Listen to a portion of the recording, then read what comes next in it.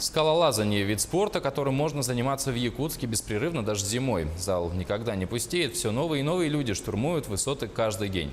Летом наступает благодатная пора, можно заняться любимым видом спорта уже на природных скалах, вдохнуть свежего горного воздуха. Подробности у Ланы Ильиной. В Якутске прошел фестиваль скалолазания, в котором приняло участие 60 человек, возраст которых от 16 до 55. Фестиваль организован для начинающих спортсменов.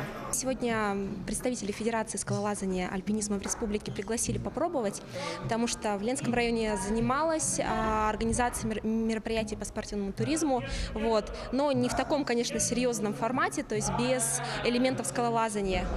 Ну и мы решили сотрудничать, чтобы министерство помогало. Сегодня я попробовала. Это невероятно сложно. Здесь нужна очень хорошая физическая подготовка, выдержка определенная.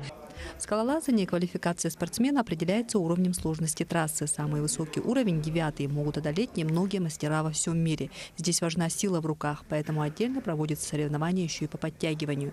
В июне скалолазов ждет интересное событие. 10 июня к нам в город Якутск прилетают два выдающихся скалолаза мира. Это Киллиан Фишхубер и Евгений Овчинников. Оба неоднократно выигрывали этапы Кубка мира. Прилетают в Якутск в дальнейшем с целью путешествия на севере Якутии. И будут здесь один день. И обещали встретиться с нами.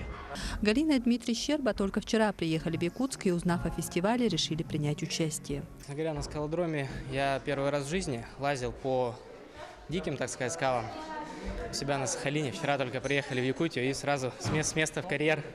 В этом спорте очень важна голова. То есть физически одними руками, подтягиваясь и приседая на ногах, человек многого не достигнет. Если он не будет думать, просто быстро устанет и никогда не пройдет маршрут. Все в первую очередь здесь. Лето – благодатная пора для скалолазов. Скоро они продолжат свои занятия на Иланке, где приложат свои навыки уже на природных выступах и смогут вдохнуть освежающий ветер вместе с остротой риска. Лана Ильина, Джулстан Иннокентьев, Якутск.